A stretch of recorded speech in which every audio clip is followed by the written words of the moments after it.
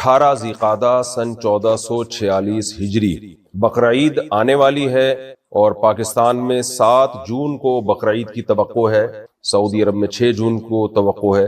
تو آج کا جو سیشن ہمارا ہے ٹوٹلی قربانی کے مسائل سے متعلق ہے، وہ مسائل جو عام طور پہ لوگ قربانی سے متعلق پوچھتے ہیں، اور چونکہ مسائل بہت زیادہ ہیں اس لیے 2 سیشن میں یہ کمپلیٹلی مسائل جو کمپلیٹ مسائل ہیں وہ ریکارڈ کرواؤں گا۔ تو آج کا جو سیشن ہے وہ ہے قربانی کے مسائل ایپیسوڈ نمبر 1، اور پھر دوبارہ اگلے ایپیسوڈ میں انشاءاللہ بقیہ جو مسائل رہ جائیں گے وہ میں ریکارڈ کرواؤں گا، اور اگر اس کے بعد بھی رہ گئے تو تیسرے ایپیسوڈ میں ریکارڈ کروا دیں گے ہم اس کو۔ تو آپ نے قربانی سے متعلق یہ مسائل زیادہ سے زیادہ لوگوں میں شیئر کرنے ہیں۔ پہلا سوال ہے جی، یہ مختلف لوگوں کے سوال ہیں، میں نام نہیں لیتا، بہت سارے لوگ مختلف سوال پوچھتے رہتے ہیں، تو اب نام لیے بغیر جلدی جلدی بس میں سوالات پڑھتا ہوں۔ پہلا سوال ہے، کیا قربانی سنت ہے یا واجب ہے؟ دیکھیں، قربانی مالدار شخص پر واجب ہے، گو کہ یہ مسئلہ اسلاف میں اختلافی ہے۔ بعض اسلاف اس کے قائل ہیں کہ یہ سنت مؤکدہ ہے، بعض اس کے قائل ہیں کہ یہ واجب ہے۔ سنت مؤکدہ بھی واجب کے قریب قریبی ہوتی ہے، لیکن قربانی جو ہے وہ واجب ہے۔ اس کی دلیل نبی صلی اللہ علیہ وسلم کی یہ صحیح حدیث ہے، من وجد سعة لأن يضحي فلم يضحي فلا يقربن مصلانا۔ جس شخص میں قربانی کی گنجائش ہو قربانی کرنے کی اور وہ قربانی نہ کرے تو ہماری عیدگاہ کے وہ قریب بھی نہ پھٹکے، تو یہ بڑی شدید وعید ہے۔ بعض حضرات یہ دلیل دیتے ہیں کہ حضرت ابو بکر اور عمر رضی اللہ تعالی عنہما قربانی نہیں کرتے تھے، اور حدیث کے الفاظ ہیں کراہیۃ ان یقتدی بہما، اس خوف سے کہ لوگ ان کی اقتدا کرنا نہ شروع کر دیں۔ تو اس کا جواب یہ ہے کہ سیدنا ابو بکر اور سیدنا عمر رضی اللہ تعالی عنہما یہ دونوں صحابہ غریب تھے، مسکین تھے، پیون زدہ کپڑے پہنا کرتے تھے، تو آپ نے قربانی اس لیے نہیں کی کہ اگر آپ قربانی کرتے تو لوگ سمجھتے کہ غریبوں پر بھی یہ لازم ہے، ورنہ اصولی طور پر دیکھا جائے کہ یہ کیسے ممکن ہے کہ ابو بکر و عمر نبی کی سنت کو چھوڑ دیں، اور چھوڑیں بھی اس لیے تاکہ ایسا نہ ہو ہم کریں تو لوگ قربانی کرنا شروع کر دیں۔ یہ تو بالکل ہی ایک عجیب سی بات ہو جائے گی۔ صحابہ تو نبی کے عمل کو زندہ کرتے تھے تاکہ لوگ اس کو کریں، تو ابو بکر عمر رضی اللہ عنہما نے اس لیے نہیں کی کہ آپ بہت مسکین تھے، صرف غریب نہیں تھے، بہت زیادہ مسکین تھے، تو اس لیے آپ اگر کرتے تو لوگ یہ سمجھتے کہ شاید سب پر واجب ہے یہ، تو غریب لوگ بھی قرضے لے لے کے اور مشکل میں پڑ کے پھر قربانی کرنا شروع کر دیتے، تو اس لیے ان دونوں نے نہیں کی۔ لیکن صحیح حدیث سے ہمیں معلوم یہی ہوتا ہے کہ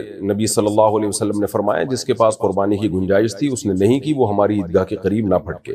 وہ مسئلہ اختلافی ہے، اسلاف میں اختلاف تھا، لیکن دلیل کے لحاظ سے راجح بات یہی معلوم ہوتی ہے۔ دوسری بات، عبادات میں احتیاط کے پہلو کو ہمیشہ ترجیح دی جاتی ہے۔ دوسرا مسئلہ یہ ہے کہ کیا گھر کا سربراہ اگر قربانی کرے تو سب کی طرف سے ادا ہو جائے گی؟ یہ بھی مسئلہ اسلاف میں اختلافی رہا ہے۔ بعض اسلاف اس کے قائل ہیں کہ گھر کا سربراہ اگر کرتا ہے تو سب کی طرف سے قربانی ادا ہو جاتی ہے، لیکن اس بارے میں بھی اس حدیث کی بیس پر ہمارا موقف یہی ہے کہ جو بھی صاحب استطاعت ہے اس پر قربانی لازم ہوگی، اور دلیل یہی ہے من وجد سعة لأن يضحي فلم يضحي فلا يقربن مصلانا۔ جس کے پاس بھی گنجائش تھی قربانی کرنے کی اس نے قربانی نہیں کی، وہ ہماری عیدگاہ کے قریب نہ آئے۔ بہرحال اختلافی مسئلہ ہے، اس میں شدت جائز نہیں، کسی فریق پہ زیادہ ملامت یا طنز اور جو آج کل یوٹیوب پہ مناظرے بازی کے چیلنج ہوتے ہیں یہ ٹھیک نہیں ہے۔ تو احتیاط بہرحال اسی میں ہے کہ جو بھی صاحب استطاعت ہے وہ قربانی کرے۔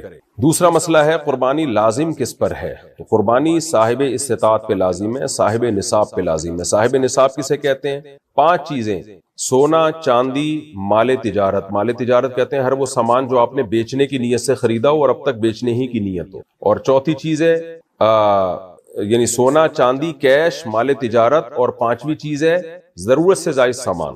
ضرورت سے زائد سامان اسے کہتے ہیں جو پورے سال استعمال میں نہ ہو، جیسے کوئی پلاٹ پڑا ہوا ہے آپ کے پاس، نہ کرائے پر ہے نہ آپ اس میں رہ رہے ہیں تو یہ بھی ضرورت سے زائد ہے۔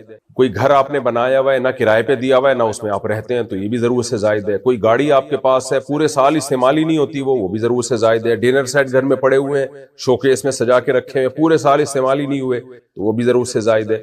تو ضرورت سے زائد سامان یا سونا یا چاندی یا کیش اماؤنٹ یا تجارتی مال اگر آپ کے پاس 52.5 تولہ چاندی کے برابر ہے، آج کی تاریخ میں 52.5 تولہ چاندی کی جو بھی قیمت ہے وہ آپ سرچ کر لیں، بلکہ بقرعید کے دن جو بھی 52.5 تولہ چاندی کی قیمت ہوگی وہ آپ سرچ کر لیے گا، تو 1.5-2 لاکھ روپے بنتی ہے میرا خیال ہے۔ تو جس کے پاس اتنا اماؤنٹ موجود ہو اس اماؤنٹ میں سے وہ قرضے بھی نکالے مائنس کرے، اور جو ضروری خرچے ہیں جیسے گھر کا راشن آئے گا وہ ضروری ہے، گیس بجلی کا بل یہ ضروری ہے، تو یہ ضروری خرچے مائنس کر کے اگر کسی کے پاس 52.5 تولہ چاندی کے برابر رقم بنتی ہے تو اس پر قربانی لازم ہے، اور جس کے پاس یہ ضروری خرچے مائنس کر کے بھی 52.5 تولہ چاندی کے برابر رقم نہیں بن رہی ہے تو پھر اس پر قربانی لازم۔ السلام علیکم ورحمۃ اللہ وبرکاتہ۔ آپ سبھی بھائیوں کو اگر مفتی طارق مقصود کا بیان اچھا لگا ہو تو پلیز چینل کو سبسکرائب کر دینا، شکریہ۔